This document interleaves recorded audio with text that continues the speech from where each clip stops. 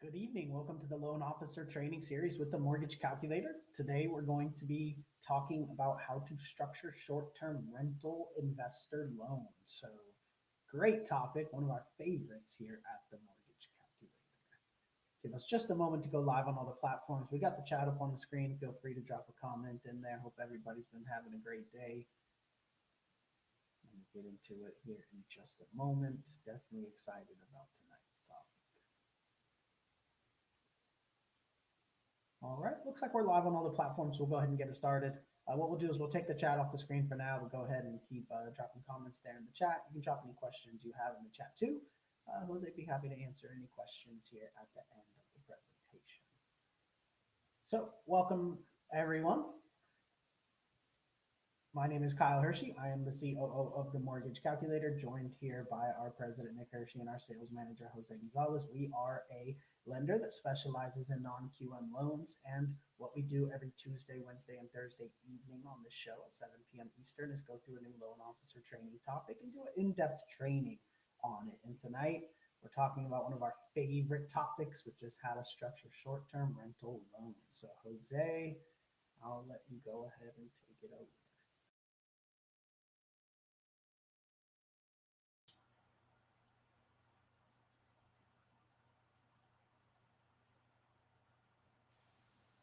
Are you frozen, Jose?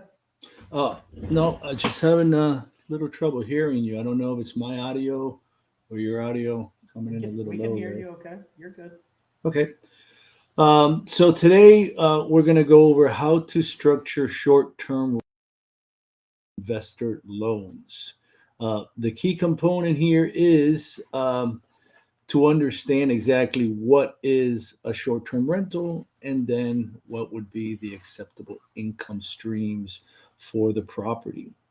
Uh, Now, this is a little bit different than when you're looking at your long term rental property, and where the differences can really affect you is in refis when you're refinancing the property, when the property's use is already established. When you're purchasing the property, as an investment property, it's basically an investment property, and it's not really so much of an issue what the current use of the property is. You're going to use it as an investment property. And then at that point, the consideration to make is, does the long term rent qualify, or do you have to use alternative methods to qualify? So let's get right into how to structure short term rental investor loans. So, like I was mentioning, first thing we have to note is, what is a short term rental property? A short term rental property is a property that can be legally rented by the day, week, month, or any other period less than 6 months and 1 day. Please note that the short term rental periods may be affected by local ordinances, so it may not necessarily be possible to rent for 1 day, but that is what a short-term rental property is, because a short-term rent is any rental period that is less than 6 months and 1 day. That's how most of the local ordinances how they uh, uh, break down short-term rentals. Now, please note that a short-term rental property is not to be confused with a condo hotel. Condo hotels are deed restricted properties, may have certain restrictions like preventing owner use of the property for certain periods of time, may also restrict independent property management, just to name a couple of differences between a condo hotel and a property that is a short term rental. The only similarities between the two is that condo hotels are going to allow short term rental periods, but they're not necessarily what we're considering short term rental properties. Short term rental properties have a higher return on investment than long term rent, right? The short term rent is going to be higher income than the long term rental income, which is why it's so popular uh, with investors. And as I noted, the short-term rental property has to comply with local and state licensing ordinances. You're going to find that in many short-term rental property guidelines. When you are using short-term rental income to qualify, they'll usually have some type of a notation there where you have to provide some type of evidence that the property is complying with local and state licensing ordinances. Usually, a short-term rental license will satisfy this requirement. Please also note that short-term rental properties usually have no leases. That's why it may be an issue uh, with a refinance transaction where a lease may be a requirement. That's one of the issues that we find with regular financing options using long-term rent other than a DSCR loan is that they're usually going to require some type of a lease and long-term rent use only. So, what are our eligible borrowers and properties? Well, here it's pretty standard. Our 1 to 4 unit residential properties are going to fall under these guidelines. However, please note that most guidelines, in this case, we're talking about non QM loans, will not allow short term rental income to qualify for 5+ unit property. So, our 5 to 8 unit loan option, which is a very popular option, will not allow short term rental income to be used to qualify the borrower. And then, as far as the borrowers themselves, we're talking about US citizens, U.S. permanent resident aliens, non permanent resident aliens, which is a non U.S. citizen and a non permanent resident alien, but they have U.S. status to be able to legally work here and to be residing here legally in the U.S. because of could be a work visa or some other type of arrangement that has allowed that borrower to work here. So those borrowers can qualify for any type of financing, usually that a U.S. permanent resident or a U.S. citizen can qualify for. And lastly, foreign nationals can also qualify um, using short-term rental guidelines for many of the DSCR loan options that we offer at the Mortgage Calculator.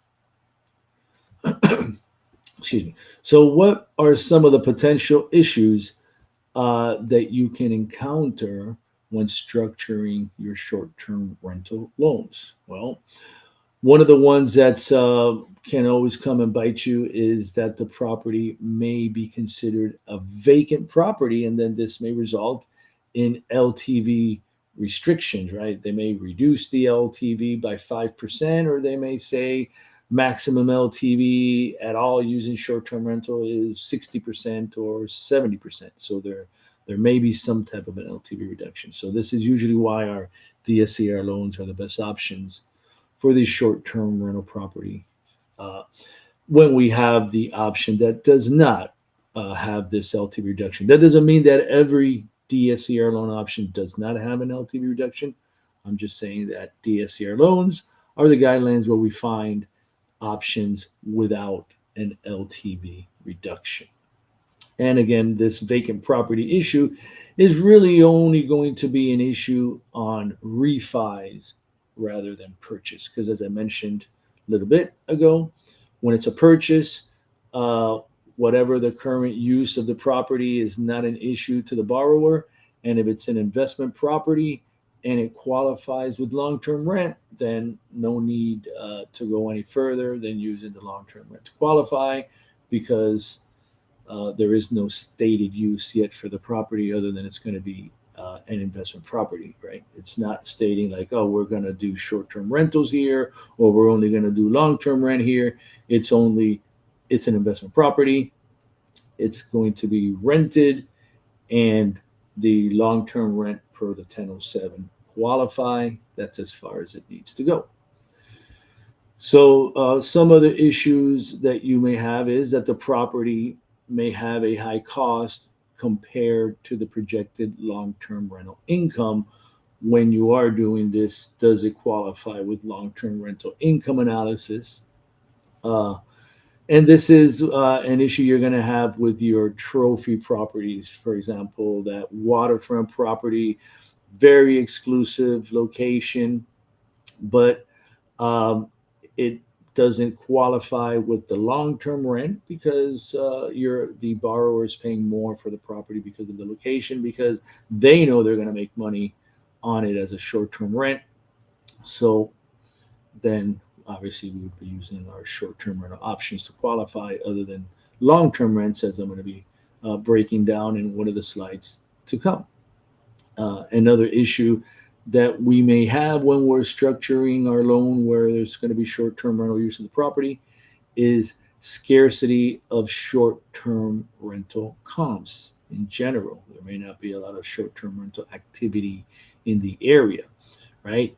So this is going to limit you all the way around, because first of all, if you're using AirDNA to qualify for a purchase on a short-term rental, or for a short-term rental property refi where the property was just recently put into service as a short-term rental, you're obviously going to be affected and not going to be able to use AirDNA if there's no short-term rental activity in the area, because using AirDNA, like anything else, the comps are going to have proximity, close proximity to the subject. Can't have them being 10 miles away just because there were no short-term rental comps nearby. This scarcity of short-term rental comps is also going to limit the appraiser being able to complete a thorough 1007 using short-term rentals as well. Another potential issue you may face when structuring your loan, and here's where you really have to review all of the different guideline considerations for all of your options, is that in some cases, limited or no short-term rental experience by the investor is going to be an issue. Now, again, this is not with every single non-QM guideline across the board, just bringing up some issues you could face. And this I found to be present in some guidelines and not present in others. So make sure whatever option you select doesn't have this issue. And another potential issue that we find, and this is part of the structure of, I guess, just making sure you select the correct AMC for the loan, because not all appraisers and not all appraisal management companies have access to AirDNA nor other sources for short term rental comps. And this is an issue, could be a big issue, uh, which may result in paying a trip fee for an appraiser who goes out and then tries to give you an appraisal with long-term rent. You asked for it with short-term rent. Now you're reaching back out to the AMC, and they'll probably say, sure, we can send it to another appraiser, but we have to pay this appraiser for their trip fee. So just make sure that when you are structuring your loan, you do take into consideration that making sure that you reach out to the AMC before putting the order through, and making sure that they can handle your special requests for short-term rental comps in the 1007 in whichever manner it may be. Because sometimes those comps are in actual in the 1007, other times it's just going to be a narrative for short-term rents, other times it's going to be AirDNA for short-term rent. So depending what is the option that's going to be required, make sure that that's clearly specified up front to the AMC, so that you do not have a delay in your deal, because now you have to reach out to a second, the AMC has to reach out to a second appraiser to try to get your appraisal order completed. So, how do we resolve these potential issues that we discussed? Well, I've alluded to it a couple of times already throughout the presentation. And the first option, the simplest option, which is why we really love the DSCR loans, as DSCR loans don't necessarily require a long-term rent lease, depending on the guidelines, right? Because the DSCR loans are going to have their guidelines, and now they break it down into long-term rent option and short-term rent option. So our first option is qualify the short-term rental properties with the DSCR loan using long-term rents. Now, when you do this option, again, make sure that you're going to have a multiple choices depending on what your debt service coverage ratio is. And this is why it's so important upfront to reach out to the realtor partners in the transaction, have the realtor partners provide rental comps as soon as possible in the transaction so you can confirm what's really going to be possible here. Because obviously, 1.0 or above, DSCR is the preferred option. That's where you're going to get the maximum LTV, especially if you're going for the higher LTV options, uh, because the 1.0 the options for less than 1.0 are not going to have 80% LTV, for example. So you want to make sure you don't estimate a rent that's higher than it actually is, and then the long-term rent comes in lower, and now you're at 75% LTV because you're at a lower than 1.0 LTV, and that's the big point, because your options are basically 1.0 or above DSCR, or our low ratio DSCR option, which is 0.75 to 0.99, or our no ratio DSCR option, which is less than 0.75. And the low and no ratio typically are the ones that are going to solve the problem for the trophy property that does not have short-term rental comps. The long-term rent doesn't get you above 1.0, but it does get you to 75% LTV using the less than 1.0 DSCR options. This is also for those properties that, AirDNA options are not. AirDNA is not an option because you don't have any AirDNA comps within close proximity, and also where if it's a purchase, the seller is currently not operating the property as a short-term rental, so is not able to provide short-term rental revenue reports, and it's a refi, and you don't have short-term rental revenue reports either, because once it's a refi, the current use of the property does come into play. And then went a little bit too quick there. So then in our final slide here, option 2 is qualifying the borrower using short-term rental income. Now, this is really where we get to excel at the mortgage calculator as loan consultants because of all the different program options that we have. That's the key here, right? This is not a cookie cutter type of a situation. So you are going to have to scour all of the available guidelines and see which is the best one. Now, AirDNA is the preferred option for this short-term rental income. It can be the one to provide the highest ROI, projected ROI. But what you have to be aware is proximity, right? Now, AirDNA may have a restriction, an LTV restriction, depending on the guidelines if you're using AirDNA. Now, I can say, for example, when using AirDNA, there may require a higher DSCR, like minimum 1.5 or above DSCR, to be able to use AirDNA, or the LTV restriction or reduction of 5%, or both. Again, it's really going to depend on the guidelines. It may state that you may need a 50% or a 60% occupancy showing on that AirDNA report also.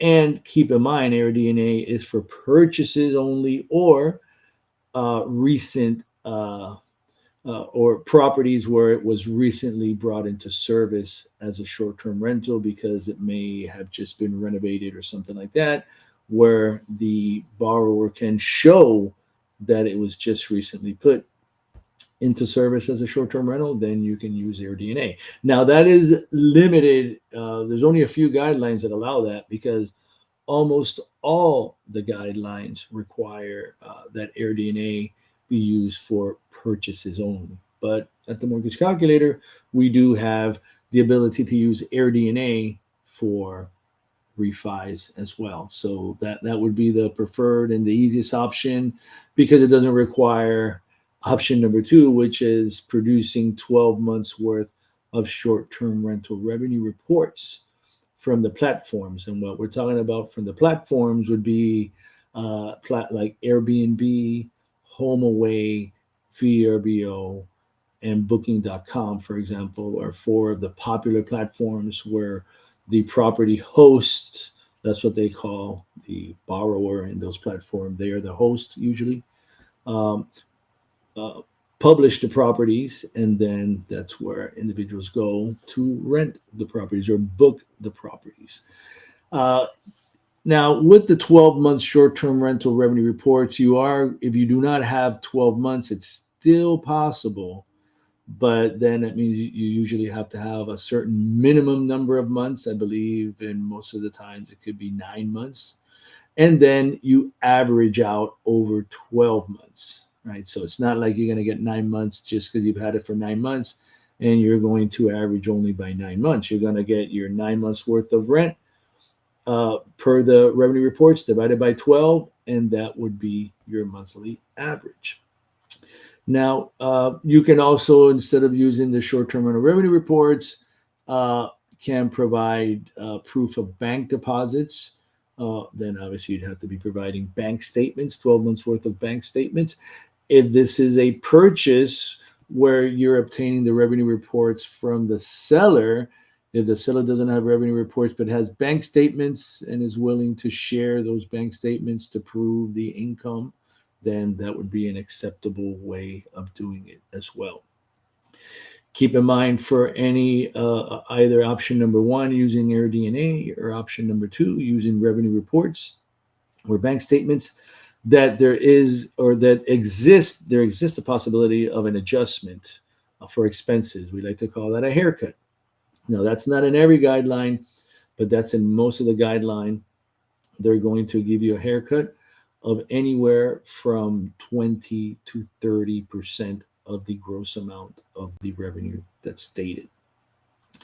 And in option number three, the appraiser can find actual short-term rental comps and add them to the 1007.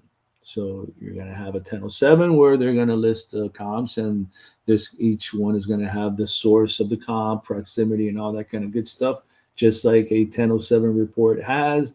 And then there's going to be a reconciliation of the rent, and then there's going to be an average, which is going to be the rental income that projection for that property.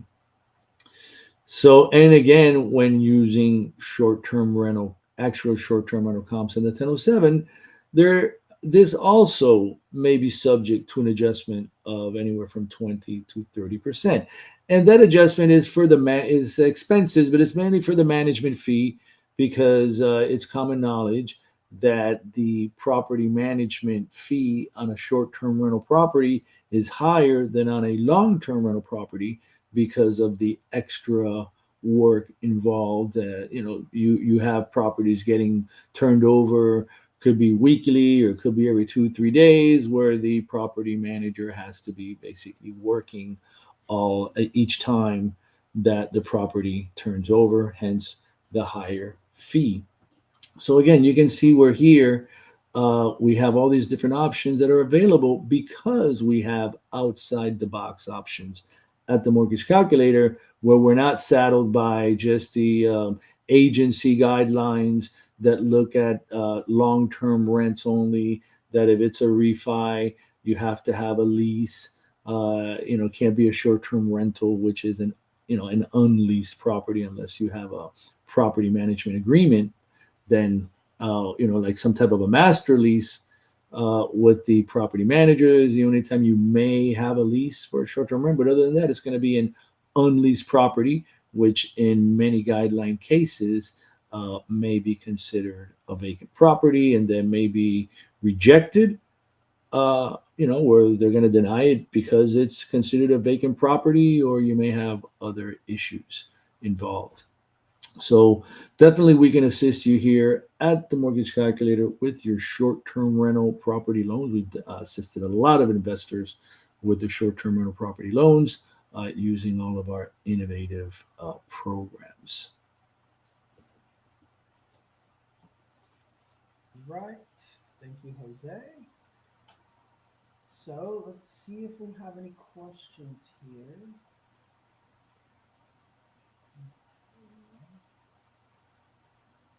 Let's see. Uh, let's see. Question: Five plus units considered is five plus units considered to be commercial, so no DSCR. I think that was asked quite.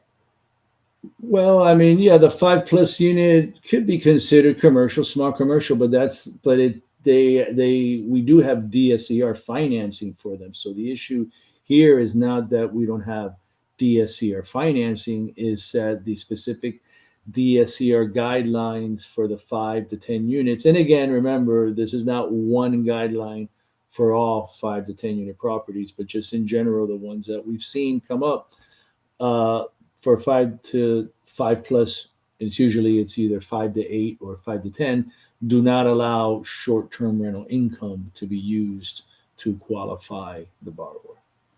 So it has nothing to do with it being a commercial type property and due to that not being a DSCR loan. Yes, we have plenty of DSCR loan options available for the 5+ units. You just cannot use the short-term rental income component to qualify the borrower. All right. Okay. Let's go ahead and wrap it up then here. I think. Yeah, I think we can go ahead and wrap it up. So remember, we do this at 7 p.m. Eastern every Tuesday, Wednesday, and Thursday evening. So we will be back tomorrow with a new topic. We appreciate everybody tuning in. We'll see you tomorrow, 7 p.m. Eastern, for the next episode, The Loan Officer